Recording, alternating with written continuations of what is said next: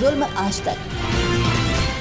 कांग्रेस जाति व धर्म के नाम पर लोगों को आपस में लड़ाने का काम किया। कभी हिंदू मुसलमान को देश में एक होने नहीं दिया। यह पार्टी परिवारवाद का जीता जागता उदाहरण है। जिस परिवार ने भारत को तोड़ा, आज वही परिवार भारत जोड़ो यात्रा पर उसी कन्हैया को लेकर निकला जिसने भारत तेरे टुकड़े होंगे का नारा दिया था। जो भारत का नहीं वो हमारा नहीं।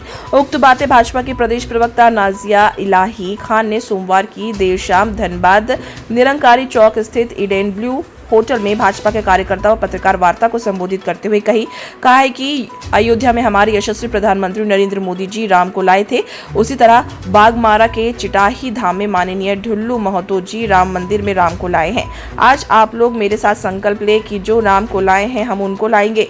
नाजिया ने कहा है कि प्रधानमंत्री ने देश की तमाम मुस्लिम महिलाओं के दर्द को समझा और उन्हें 3 तलाक से छुटकारा दिलाया। देश को विश्व स्तर पर पहचान दिलाई। आपकी समस्याओं को देखकर उसके निदान के लिए बागमारा विधानसभा क्षेत्र से उठकर एक गरीब का बेटा ढुल्लू महतो धनबाद पहुंचा है। धनबाद की सेवा करना चाहता है। इन्हीं आप सभी आगामी 25 मई को अपना आशीर्वाद देकर दिल्ली भेजने का काम करें।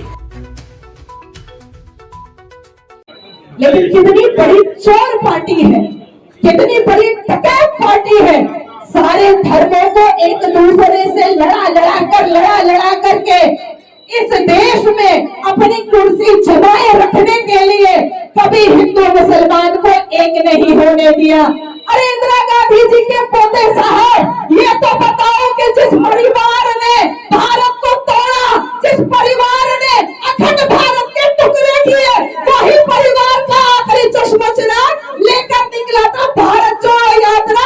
और किसको लेकर निकला था? कन्हैया को, जिसने भारत को हिंदुस्तान के टुकड़े होने पर इंशाअल्लाह का नारा लगाया था।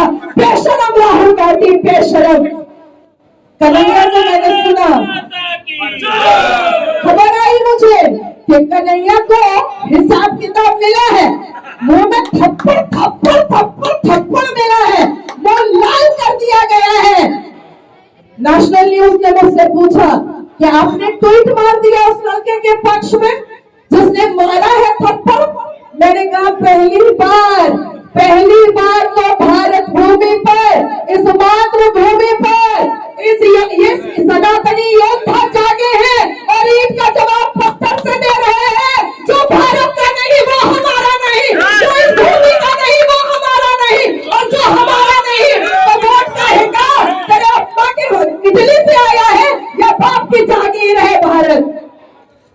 2014 में लोकसभा इलेक्शन से पहले इटली की फिरंगी अंग्रेजन, जिसको आज तक हिंदी बोलना नहीं आता, आज तक नहीं, और राहुल बाबा ने 123 बड़ी प्रॉपर्टी वक्फ बोर्ड को दे दी। गूगल खोलिए और न्यूज में देखिए, 123 बड़ी प्रॉपर्टी वक्फ बोर्ड को दे दी।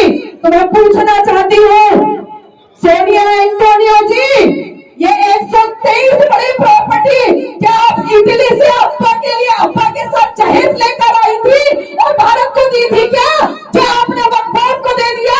कोई पूछे कि कांग्रेस को वोट क्यों नहीं देंगे, तो ये कहना कि जो कांग्रेस का कैंडिडेट खड़ा हुआ है उसको बोलो कि धनबाद में जितनी भी वक्फ बोर्ड की प्रॉपर्टी है वो मेरे सनातनियों को वापस करो, क्योंकि ये राम की भूमि है, यहाँ के कंकर में शक्कर है, हमको वापस करो। ये कोई शरिया कानून नहीं चलने वाला, ये कोई इस्लामिक देश नहीं है जो वक्फ बोर्ड यहाँ पर चलेगा। बाबर के कब्रिस्तान में फूल चढ़ाने वाले बरसों से बरगला का धोखा देकर झूठ समझा कर रखा गया है।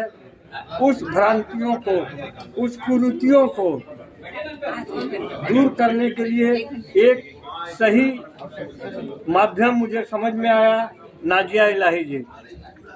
नाजिया इलाही जी को मैं धनबाद में बड़े रिक्वेस्ट करके आज उनका समय लिया और आज होटल ईडन ब्लू में उनका कार्यक्रम था। और वे बात उन्होंने जो बातें कही है आपके चैनल के लोगों को, वो बिल्कुल सही कही है। और मैं ये कहूँगा यहाँ जितने लोग थे सभी लोग उसको वायरल करें, जितना ज़्यादा से ज़्यादा हो जनता के बीच में पहुँचाएं, ताकि जनता जागरूक हो और समझे कि हमारे देश के लिए कौन क्या कर रहा है और कौन क्या किया था। आज हमारा देश विश्व स्तर पर कितनी तेजी से आगे बढ़ रहा है, ये हर लोग महसूस कर रहे हैं। और जो विपक्षी पार्टी है उनके पास तो कोई मुद्दा ही नहीं है। दो ही बात, मोदी हटाओ, महंगाई है। अरे भाई, कहाँ है महंगाई, कहाँ है बेरोजगारी? मैं तो कितनी बार आह्वान किया हूँ कि जो बेरोजगार हैं वो आए, अपनी योग्यता के हिसाब से मैं काम दूंगा, आए ना सामने। और गरीबी की बात है, किसके घर में आज बाइक नहीं है, किसके घर में आज मोबाइल नहीं है? हर नवयुवक के हाथ में मोबाइल है। State head Vijay Sharma, Jharkhand.